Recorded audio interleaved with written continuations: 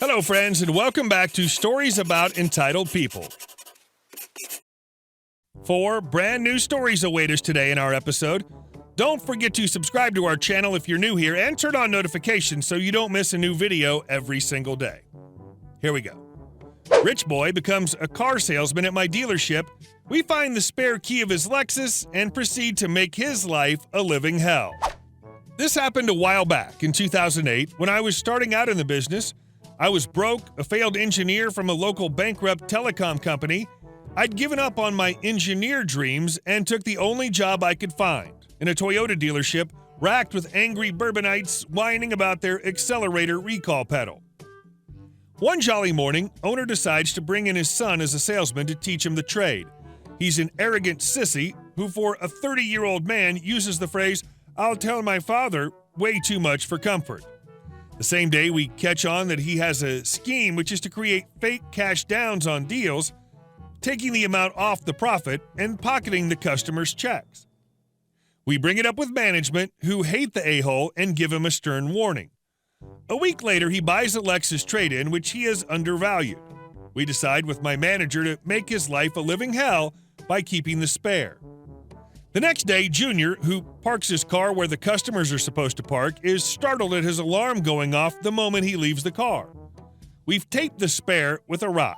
Rock is pressing firmly on alarm button, which goes off when his key is out of the car. Honk, honk, honk. He goes nuts after a week, asks us to take the car back under the threat of "my daddy." Honk, honk, honk.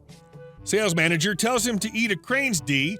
We take key out, and every time he brings someone off Craigslist to see the car. Honk, honk, honk. Junior tries to get car stolen in bad neighborhood for fancy real value insurance money. A few days later, gets caught by a cop. No regrets also. Honk, honk, honk. And our second story. Don't question the rules and do what you say? Okay, Karen. The nursing home I work in has gone through multiple members of management. Every time we get a new director of nursing, DON, we have a mandatory meeting where he or she will introduce themselves and the new rules they put in place. One of the ghosts of Dawn's past was one I'll call Karen. She had the haircut, the attitude, and the shrill voice. The first rule Karen set into place was that one CNA had to be on the hall at all times. Absolutely no exceptions. We were seriously understaffed, so it wasn't always possible to always be on the hall. Being one of the CNAs who has to work the hall alone a lot because there are no people who will come in to help, I, of course, tried to explain what the flaw was in her rule. She did that "I'm the dominant one" head tilt and interrupted me to say, "You don't need to question my rules." The next rule Karen set was that there would be absolutely no cell phone usage in the facility. All cell phones had to be left in our vehicles or in a basket next to the time clock, no exceptions. This ticked off even the members of the administration. The scheduler will text people to ask if they will come into work. The nurses use cell phones to communicate with the director and Dawn when they aren't in the facility. People grumbled, but she yelled, "These are the rules. If you don't like it, you can find another job. CNAs are a dime a dozen." That's exactly what some of the CNAs did. We lost 4 more people right after that meeting, making us even more understaffed. This ticked me off because one of them was the best partner I ever had. So, here comes my petty revenge / malicious compliance. The first day I had to work alone after that meeting, I kept her words in mind. One CNA in the hall at all times, no exceptions. One of our VIP residents hit the call light within 10 minutes of my shift, wanting some brownies from the kitchen. The kitchen is off the hall, so I go straight to Karen's office, which luckily was on my hall. "Karen, I'm the only aide here, and Miss Carr wants some brownies from the kitchen." "Why aren't you telling me? Go get them for her." "You said there has to be one CNA on the hall at all times. I can't leave the hall to get them." "Then get another CNA to go get them for you." "You said we can't use cell phones, so I have no way to contact another aide." She gets up from her desk in a huff and gets the brownies. When she returns, she shoves the brownies in my hands and says, "Don't bother me for petty mess again." Okay, even more compliance. Because she was stubborn, this malicious compliance went on for a few hours, so I'll shorten it into a list. No residents were harmed during the malicious compliance. Keep in mind that this all happened within one shift. I work on a very demanding hall with nearly 40 people on it. Before you say there shouldn't be one CNA to 40 people, trust me, I know. 3 residents wanted washed clothes or towels, but I didn't have any, so I couldn't go get them.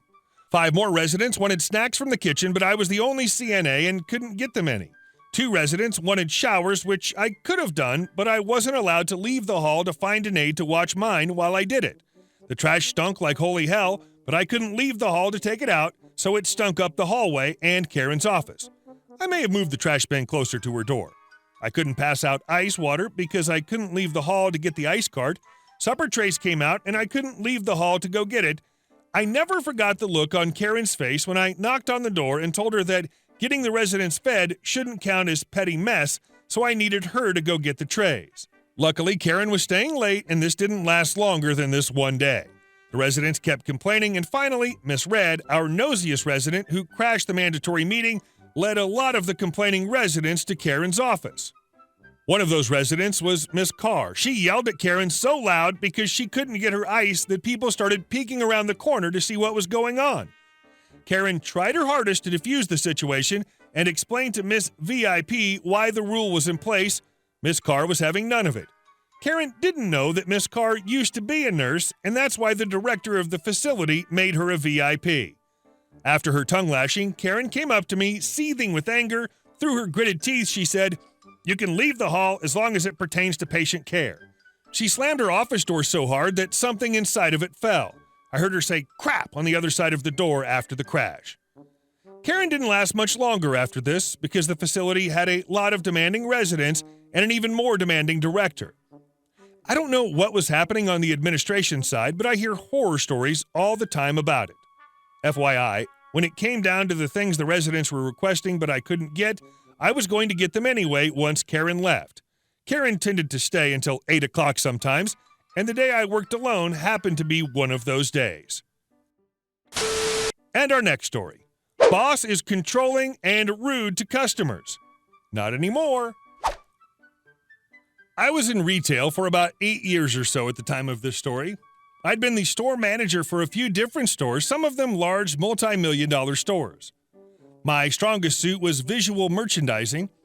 I worked in the same mall for my entire career and knew my customer base, and I can follow floor set plans like a beast. I found a job in the actual field I wanted to be in, teaching dance, but I still needed a supplemental job for mornings and weekends just to keep busy.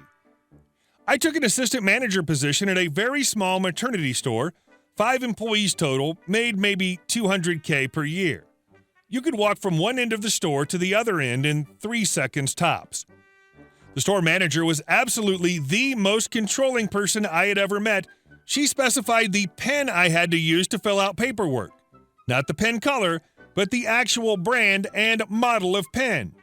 Anytime I did floor set, I would come in the next day and it would be completely changed, not following the planogram at all. She would come in late, leave early, take long breaks. If you were assisting or selling to a customer, she would bombard herself into the conversation and then take the sale because I helped them. We didn't work on commission, but we did have sales goals that impacted our job reviews and raises. I watched her walk into fitting rooms, no doors, just curtains on a rod, multiple times to check on the customer instead of speaking to them through the curtain. I could go on and on, just understand she was bad. Well, we had customer surveys. I had multiple customers complain to me about her, and I always directed them to the survey and gave her name. Finally, I had enough and put in my 2 weeks' notice because I couldn't deal with her anymore, and she immediately got worse. Didn't trust me to do anything in the store at all. At this point, our district manager came in to speak to the manager about her behavior and bad customer surveys. I overheard that if she got one more bad survey, she was done. That night, I was closing the store alone. About an hour before close, I pulled out my phone and went to the survey site. I filled out the most appalling survey about how awful this manager was. I used all of the actual behaviors that she showed in the survey so it didn't seem off in any way. I used the name of one of her customers. We had client books to call people for sales and such. The next day, the manager was fired. She'd been working for the company for 8 years. Last I heard, she was an on-site property manager for some apartment building because she couldn't afford rent if it wasn't basically handed to her. Moral of the story: Treat your employees and customers nicely because you never know when you've gone too far. And our last story. Millions lost over a single flight. I was doing some HR training at work today, and the HR rep told a story which was given as an example of one of the consequences of poor customer service. When my coworker was going to be married, the wedding was out of state so as to be closer to his and the bride's families. One of his friends who was going to be in attendance had to fly coast to coast across the U.S. in order to attend. The day of the wedding, his flight was canceled, and the airline refused to rebook him a flight in time. And on top of that, were not at all kind or hospitable. As a result, he missed his good friend's wedding, and this pissed him off. What the airline didn't know was that this particular person worked as a travel agent. His job was to book commercial flights for long groups. This airline was one of the bigger international airlines based in the U.S. and someone he would normally consider when booking flights.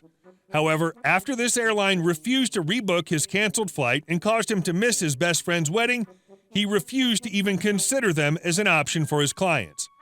He was so PO'd by the airline's customer service, he even kept track of how many times he could have booked a flight with them, but instead chose another, perhaps even more expensive option.